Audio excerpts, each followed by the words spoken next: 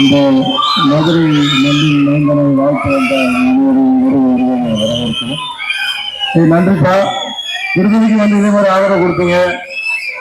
சூரியோட எல்லா படத்துக்கும் உங்களுடைய பேரன்பு அவன் மேல பெருமழையா பொழியட்டும்.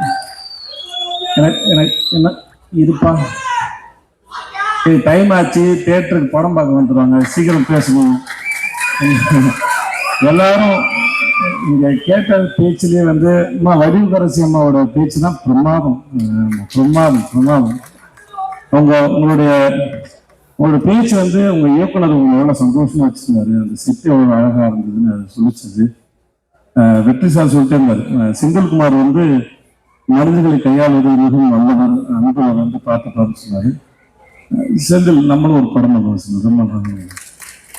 எனக்கு உங்க எல்லாத்தாண்டி அவர் பக்கத்துல உட்கார்ந்து உங்களோட பெரிய மூத்த சகோதரனை போல ஒரு தகப்பன் சாதத்துல உட்கார்ந்து உங்களை ரசிச்சுட்டே இருந்தாரு. வெற்றி சார் வந்து குதிச்சுட்டே இருந்தாரு. அது மாதிரி எனக்கு உங்களை பத்தி முழுசாக தெரியாது. பட் ஆனா கேட்கறதுக்கும் கடைசியில் வடிவக்கரசியமா பேசும்போது அவங்க எவ்வளவு கம்ஃபர்டபுளா எவ்வளவு சந்தோஷம் ரசிச்சிருக்காங்க, எவ்வளவு விஷயத்தை அப்சர்வ் பண்ணிருக்காங்க, ரொம்ப நல்லா இருந்தது, சந்தோஷமா இருந்தது. ஸோ உங்களுக்கு நல்ல வாழ்த்துக்கள்.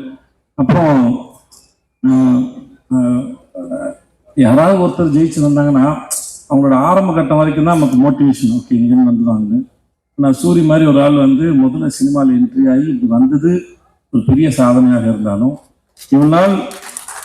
இவ்வளவு நாள் இருந்த அந்த ஸ்டேஜ்ல இருந்து ஜென்ரலாக வந்து என்னுடைய அனுபவத்தில் நான் ஒரு விஷயத்தை எப்படி அப்ரோச் பண்ணுவேன் அந்த ஆங்கிள்லேருந்து பார்த்து சொல்லும்போது, இவ்வளவு நாள் காமெடியனாக இருந்து ஒரு சீன் கொடுத்தம்போது ஒரு சீன் வந்து நம்ம என்ன பெர்ஸ்பெக்டிவ்ல அதை எப்படி அப்ரோச் பண்ண போறோம், எப்படி ரீச் பண்ண போறோம், அதோட இயற்கை இறக்கம் எங்க இருக்குன்னு ஒரு சீன் அனலைஸ் பண்ணி அப்புறம் டைரக்டரோட பேசி அதை பண்றதுங்கிறது ஒருவருக்கு ஒரு டெக்னிக் இருக்கும். சூரியோட ஒர்க் பண்ண வரைக்கும் என்னன்னா நான் வந்துட்டு ரொம்ப கம்மியாக தான் ஒர்க் பண்ணிருக்கேன், ஒரு 2-3 படம் பண்ணிக்க மாட்டா அவ்வளவுதான் இருக்கும்.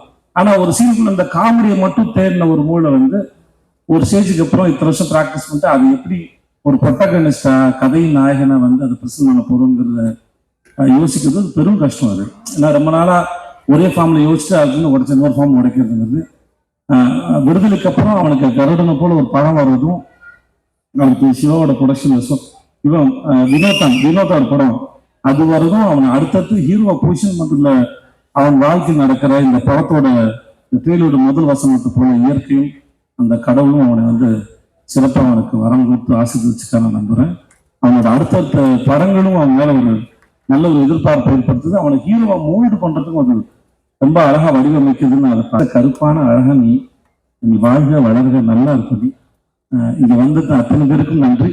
அடுத்த முறை வந்து மதுரை மட்டும் இல்லாம அகில உலக அப்படிலாம் போட்டு நிறைய ஊர்ல இருந்து அவனுக்கு பேனர் இருக்கும். வர பஸ் 1-2 இல்லாம இன்னும் நிறைய பஸ் இந்த ஆள் இருக்கும். வாழ்க நன்றி. நன்றி.